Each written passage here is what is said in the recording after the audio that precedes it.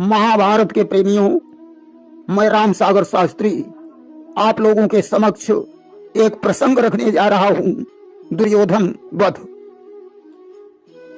देखिए, व्यास जी ने लिखा कि यदा मृधे कौरव संजयानाम वीरेशथो वीर गतिम गतेषु ब्रकोदराभिद्ध गदाभिमर्श भगनोर्जंघे धृतराष्ट्र पुत्रे।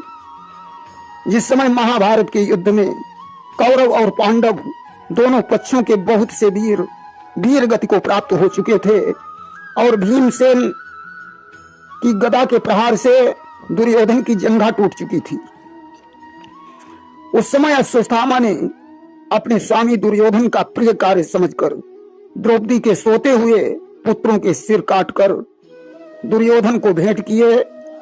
दुर्योधन ने इस नीच कर्म की निंदा की। दुर्योधन की मृत्यु के पश्चात अर्जुन ने अश्वत्थामा को अपमानित करके छोड़ दिया।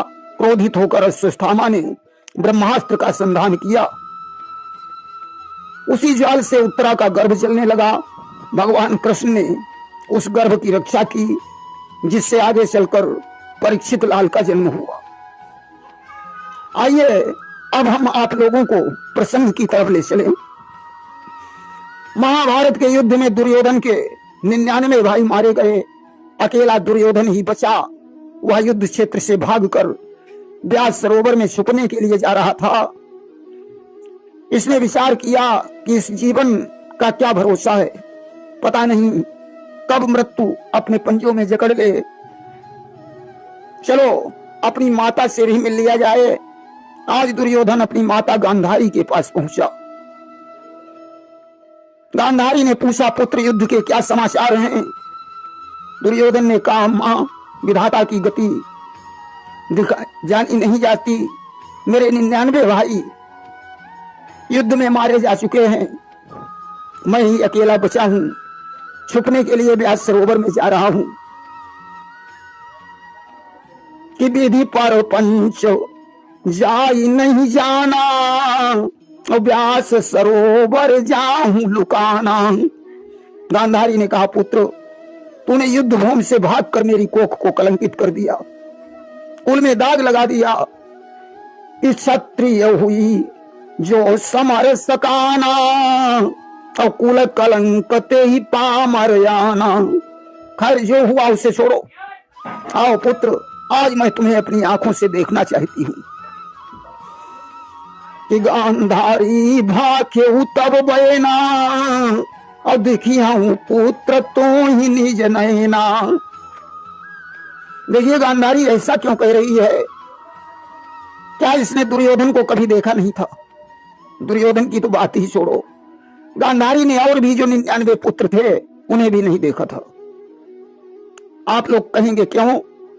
देखिए, जब गांधारी की मगनी हुई थी, उसी समय से पता चला कि मेरे पति धृतराष्ट्र अंधे हैं।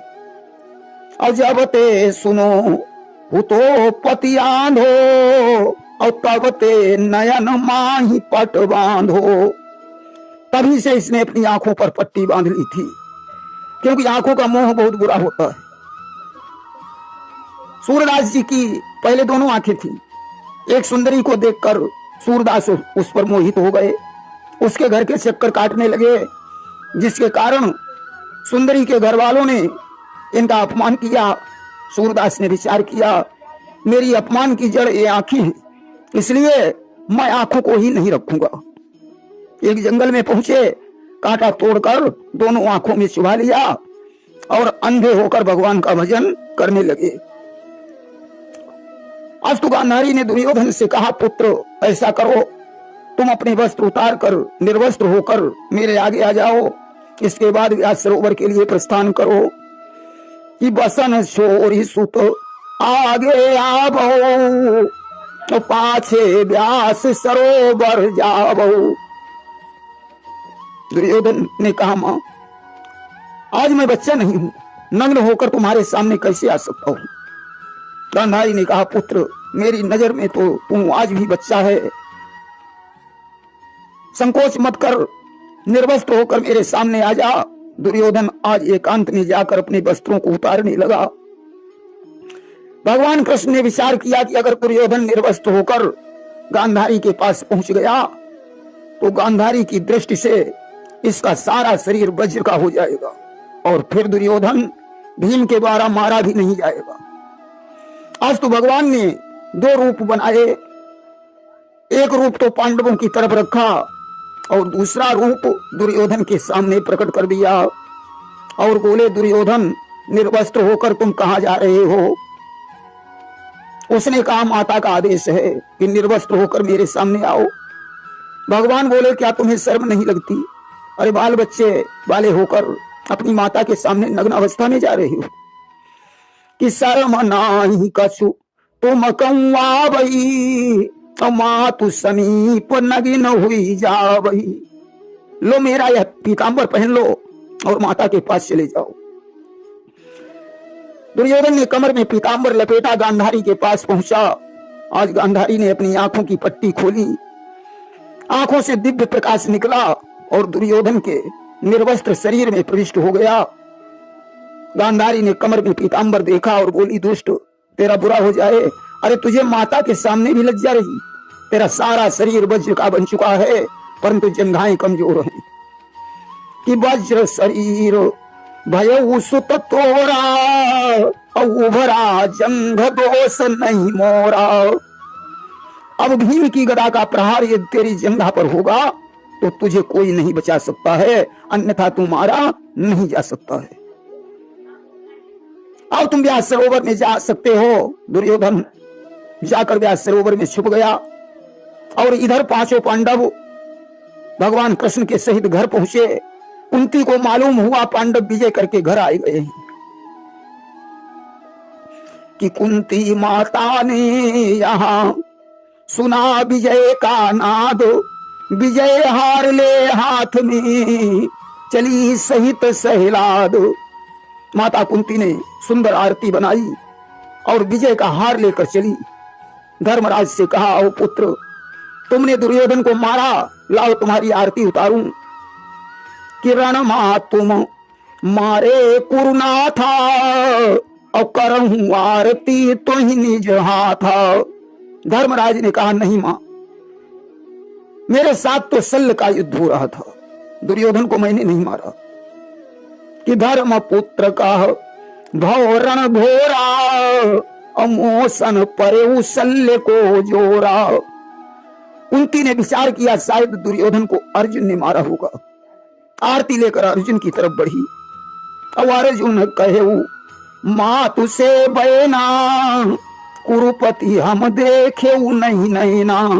अर्जुन ने कहा, मां मुझे युद्ध भूमि में दुर्योधन दिखाई ही नहीं पड़ा। कुंती आरती लेकर भीम के पास में पहुंची और कही, भीम सब बंधु संगारे पर दुर्योधन को हम नहीं मारे। भीम ने कहा, मां मैंने दुर्योधन के 99 भाइयों को तो मारा परंतु दुर्योधन मेरे द्वारा मारा नहीं गया। कुंती नकुल के पास में पहुंची और नकुल कहे, नहीं जानू भेवा। और तब कुंती पूछी सहदेवा। नकुल ने कहा, मां दुर्योधन मारा गया है या जिंदा है, मुझे तो कुछ भी नहीं मालूम है। तब कुंती ने सहदेव से पूछा तो हाथ जोड़ी सहदेव कहा, मातु सुनऊं ये बयन, जीवित है दुर्योधन गिरत न देखे नयन। सहदेव ने हाथ जोड़कर कहा, मां दुर्योधन अभी जिंदा है, वो युद्ध में मारा नहीं गया। आज कुंती ने आरती को जमीन पर रख दिया और कहने लगी कि कुंती कहाई और सुनऊं हरि पारथ, और तुम भारत रण कियो अकारथ। हे कृष्ण, हे अर्जुन, महाभारत का युद्ध ही बेकार रहा। अरे जब राजा नहीं मारा गया तो युद्ध कैसा? ये तो बड़ी चिंता का विषय है। युद्ध से शत्रु भाग जाए तो सर्वनाश कर सकता है। राजा भानु प्रताप के हाथों से जब प्रतिद्वंदी राजा छूट गया तो उसने कपट मुनि बनकर भानु प्रताप का सर्वनाश कर दिया। कि श्री भानु प्रताप के हाथों से जब भूप निकलने पाया था, जिसने तपसी बनकर नृप का सर्वस्व नाश करवाया था। भगवान कृष्ण ने कहा, बुआ जी चिंता मत करो, हम दुर्योधन का पता लगाएंगे, रात ही रात में उसका वध करके वापस लौटेंगे। कि बोले यदुनाथ बुआ ठहरो, हम उसका पता लगाते हैं, दुर्योधन का संहारण कर रात ही रात में आते हैं। आज पांडवों को साथ में लिया और चल देते हैं। रास्ते में एक भील मिला, उससे पूछा क्या तुमने दुर्योधन को देखा? भील ने कहा मैंने एक मनुष्य को व्यास सरोवर की तरफ जाते देखा, मगर वह दुर्योधन था या नहीं ये मैं नहीं जानता हूं। थोड़ी ही देर पहले वो गया है। भगवान समझ गए वो दुर्योधन ही होगा। देखिए दुर्योधन जल स्तंभन विद्या जानता था, उल्टे पैरों ये जल में प्रवेश करता था। कमला इसकी सहायिका थी। आज व्यास सरोवर के पास पहुंचे। भगवान कृष्ण ने कहा दुर्योधन स्वाभिमानी है, वह प्राण हानि तो सह सकता है मगर अपमान नहीं सह सकता। अगर उसे ललकार दे दी जाए तो वो शांत होकर नहीं बैठेगा। कि वो प्राण हानि सह सकता है, अपमान नहीं सह सकता है। यदि वीर हाक दे दी जाए तो मौन नहीं रह सकता है। भीम ने आज हाथ में गदा उठाई और ललकार लगाई कि ओ वीरों के बाने वाले, छोड़ दे नारियों का अंचल, जो सच्ची माँ का जाया है तो हे दुर्योधन बाहर चल। भीम ने कहा दुर्योधन अगर तू वीर है तो स्त्री के अंचल में क्यों छुप रहा है? सच्ची माँ का पुत्र है तो बाहर निकल। दुर्योधन ललकार सुनकर बाहर निकलने को तत्पर हुआ, परंतु कमला ने इसे रोक दिया। भीम ने दूसरी ललकार लगाई कि ये सुयोधन निकल जल से बाहर, देख लूं कितना है शक्तिशाली। हो गए काफी दिन तुझको छोड़े, आज कर दूंगा तेरी हलाली। अरे कितना वीर है, मैं आज तेरी वीरता देखना चाहता हूं। काफी दिनों से तू मेरे हाथों से बच गया, आज मैं तुझे जरूर मार डालूंगा। कि बात लानत की है, शर्म की है, वीर हो कर तू जल में छुपा है। देख ली शान शौकत है मैंने, क्षत्रियपन से तेरा जिस्म खाली। अरे शर्म की बात है जो तू वीर होकर कायर की भांति जल में छुपा है। मालूम पड़ता है तेरे शरीर में क्षत्रियता ही नहीं है। ललकार सुनकर दुर्योधन उठकर खड़ा हो गया। कमला ने फिर रोक लिया। अब भीम ने तीसरी ललकार लगाई कि मारहूं गदा फाट जल जई है, और केस पकड़ी बाहर लई है। भीम ने कहा दुर्योधन मैं ऐसी गदा मारूंगा जो जल को फाड़ कर तेरे केसों को पकड़कर बाहर ले आएगी। अब दुर्योधन से सहन नहीं हुआ। लक्ष्मी इसके चरणों में लिपटी है, इसने पैरों से लक्ष्मी को ठुकरा दिया कि बंधु बयर ओ सकई बिसारी, और पायन ठेली लक्ष्मी डारी। आज बंधु बयर को कैसे सह सकता, बाहर निकल आया। धर्मराज आगे बढ़े, दुर्योधन से बोले भैया ऐसा करो तुम अपना छत्र सिंहासन ले लो, हमें गुजर बसर के लिए 5 गांव आज भी दे दो।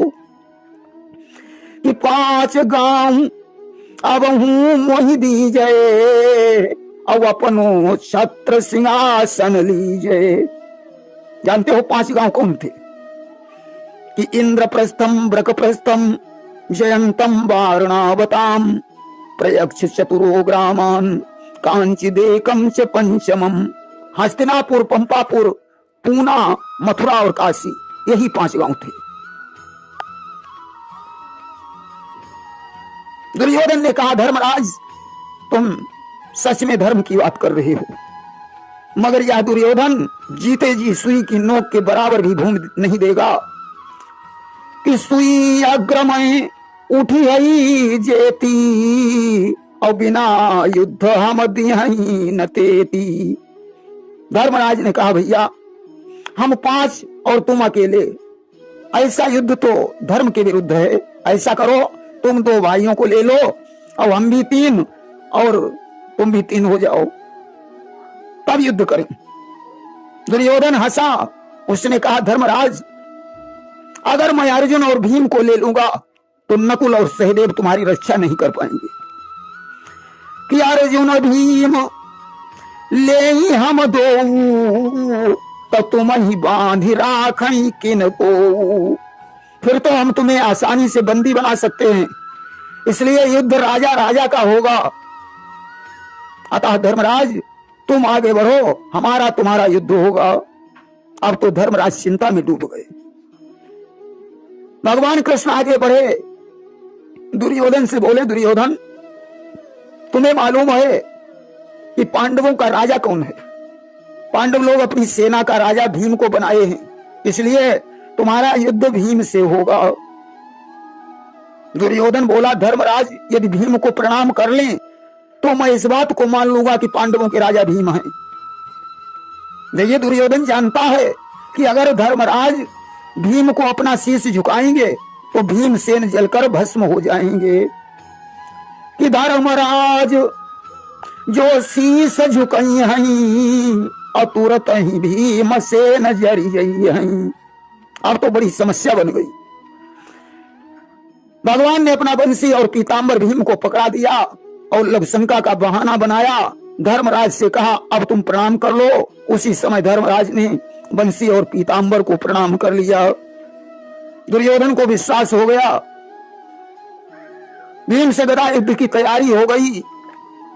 दुर्योधन ने एक शर्त रखी कि कोई जंघा पर गदा का प्रहार नहीं करेगा। देखिए दुर्योधन भी कोई मामूली गदाधर नहीं था। उसने 13 वर्ष भीम की लोहे की प्रतिमा के साथ गदा युद्ध का अभ्यास किया था।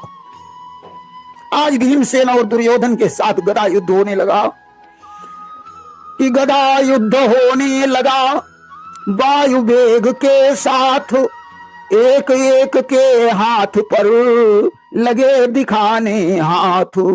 गदाओं से गदाएं टकराई, आग की चिंगारियां निकलने लगी। आज भीम युद्ध करते करते थक गया। भगवान कृष्ण की तरफ देखा।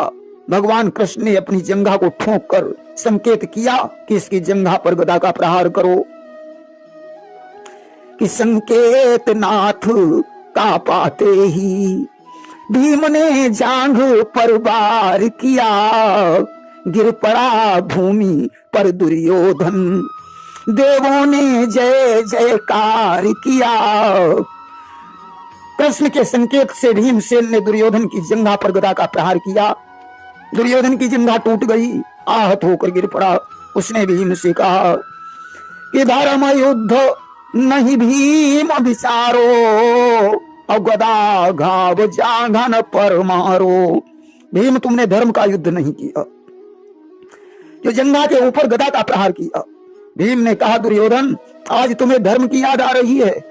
याद करो उस वक्त को जब 10,000 महारथियों के बीच में द्रौपदी का चीर खिंचवा रहे थे कि कहे भीम दुर्योधन वीरही, अजा दिन हरो द्रौपदी चीरही, और ता दिन तुम नहीं धर्म विचारो, और इसलिए गदा घाव जांघन पर मारो। सजनों इसी समय तीर्थाटन से लौटकर बलराम जी आ गए। दुर्योधन बलराम का शिष्य था। बलराम क्रोधित हुए, परंतु कृष्ण ने उन्हें समझा बुझाकर भेज दिया। देखिए दुर्योधन को ऐसा वरदान था कि जब सुख और दुख दोनों एक साथ होंगे तब तेरी मृत्यु होगी। आज तो दुर्योधन को वहीं छोड़कर कृष्ण के समेत पांडव चले गए। भगवान ने पांडवों को आज शिविर में ठहरने नहीं दिया। धर्मराज से कहा इस समय चारों तरफ हलचल मची हुई है, अस्त्र शस्त्र ले लो और यहां से निकल चलो। यहां से 4 कोस दूरी पर आज डेरा लगाएंगे। शिविर की रक्षा के लिए भगवान शंकर को कर दिया और कृष्ण पांडवों को लेकर वहां से चले गए। इधर शिविर में द्रौपदी और उसके 5 बच्चे रह गए। दुर्योधन मृत्यु की घड़ियां गिन रहा था। इसीलिए कहा जाता है कि धन का घमंड प्यारे मन से तो दूर करो, दौलत खजाना सभी यहीं रह जाना है। अल्पकाल जीवन में राम पर ध्यान धरो, आए हो जहां से वहीं पे फिर जाना है। झगड़े और लड़ाई का है कोई काम नहीं, काहे को किसी से बैर तुमको बढ़ाना है। और लाखन में एक बात तुमको बता रहा हूं, काहू को सताओ मत, अंत मर जाना है। आज दुर्योधन आहत अवस्था में पड़ा है। इधर सज्जनों, अश्वत्थामा को जब दुर्योधन के आहत होने की खबर प्राप्त हुई कि गुरु द्रोण के तनय ने जिस दम ये हाल पाया, दौड़ा हुआ वो फौरन कुरुपति के पास आया। अश्वत्थामा दुर्योधन के पास पहुंचकर लिपट करके रोने लगा।